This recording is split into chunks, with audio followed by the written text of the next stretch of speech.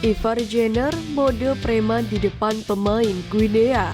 Erick Thohir kirim curhatan, kejanggalan laga playoff Olimpiade Paris 2024. Simak informasi selengkapnya sebagai berikut.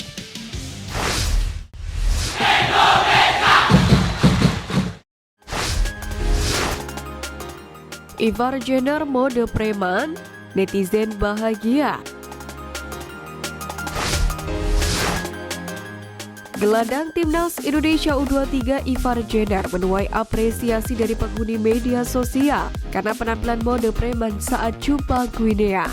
Sebagaimana diketahui pada laga playoff Olimpiade Paris 2024 tersebut, skuad Garuda Muda harus mengakui keunggulan Guinea dengan skor 1-0. Namun banyaknya drama menghiasi perjuangan skuad asuhan Sintayong yang mempertaruhkan harga diri di depan para pemain Guinea. Salah satu momen panas tercipta ketika Ivar Jenner berduel melawan Agoiboy Kamara.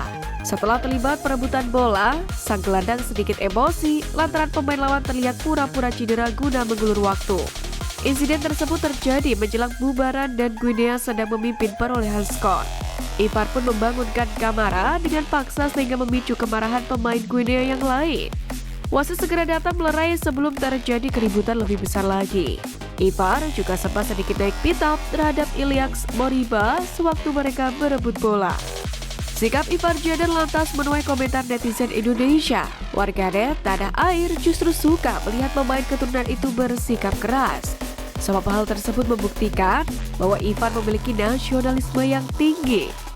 Terlebih para pemain Guinea kerap mengulur-ngulur waktu. Tercipta total 27 pelanggaran dalam partai kali ini. Indonesia dominan dengan 17 kali menjatuhkan pemain musuh. 3 diantaranya berbuah kartu kuning. Adapun Guinea membuat 10 pelanggaran dan tidak melahirkan kartu.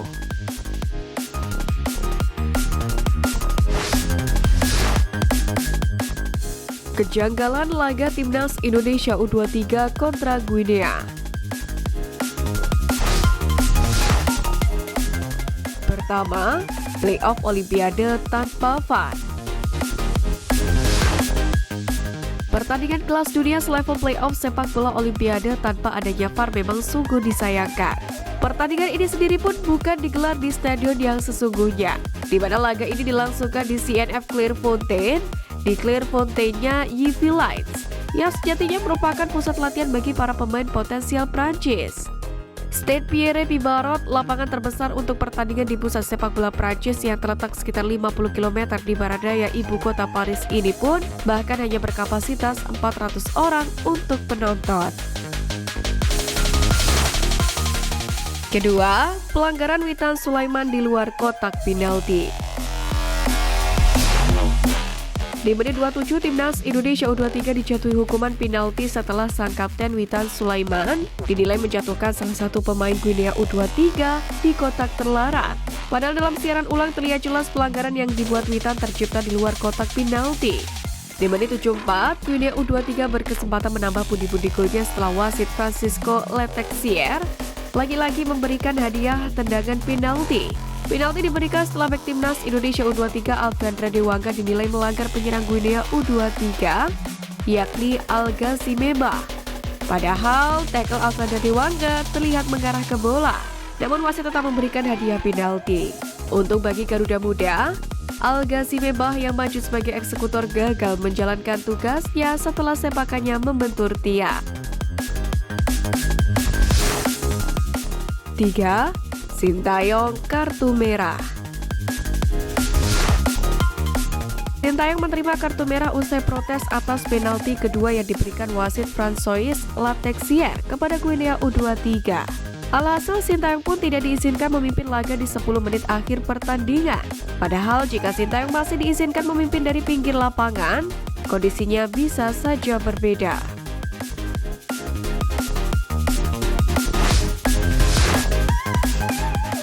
Garuda Muda gagal lolos Olimpiade, Erick Thohir curhat.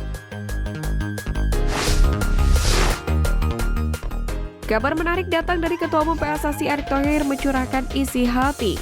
Usai Timnas Indonesia U23 kalah dari Guinea dalam laga playoff Olimpiade 2024. Sebagaimana diketahui, Timnas Indonesia U23 hampir menorehkan tinta emas. Hanya saja 3 laga menuju Olimpiade tak berakhir kemenangan. Setelah kalah dari Uzbekistan dalam laga semifinal Piala Asia U23 2024, tim Merah Putih juga gagal menduduki peringkat ketiga di ajang kelompok umur level kontinental. Pertandingan melawan Guinea menjadi jalan terakhir memperebutkan tiket tersisa ke Olimpiade. Sebuah gol penalti Ilaix Moriba pun menjadi pembeda dalam laga kali ini. Kekalahan 0-1 dari Guinea memupus harapan skuad Garuda Muda mengulang catatan bersejarah pada 1958, yang mana pernah ditorehkan oleh Maulwi Sailan dan kawan-kawan. Laga sudah usai dan pemain sudah meninggalkan lapangan. Erick Thohir yang turut menyaksikan langsung perjuangan Witan Sulaiman dan kawan-kawan tetap mengapresiasi skuad asuhan Sintayong. Tak banyak kata yang ditulis Erick Thohir dalam sebuah unggahan foto para penggawa Timnas Indonesia U23 dengan tulisan besar "Terima kasih Garuda Muda". Terima kasih untuk perjuangan seluruh pemain, official, serta dukungan masyarakat dan pemerintah. Sebuah prestasi yang melebihi ekspektasi. Indonesia bisa mencapai semifinal Piala Asia, lalu bertanding di playoff Olimpiade. Ini bukan akhir, tapi landasan untuk terbang lebih tinggi. Tulis Erick Thohir. Kolom komentar Erick pun membeludak, begitu pula tanda like yang diberikan netizen. Banyak warganet yang turut mengapresiasi perjuangan Witan Sulaiman dan kawan-kawan yang telah berdarah-darah di atas lapangan. Skuad Garuda Muda yang memiliki rataan 20 tahun ini menjadi harapan bagi sepak bola tanah air yang masih memiliki langkah panjang, baik di kancah Asia maupun dunia.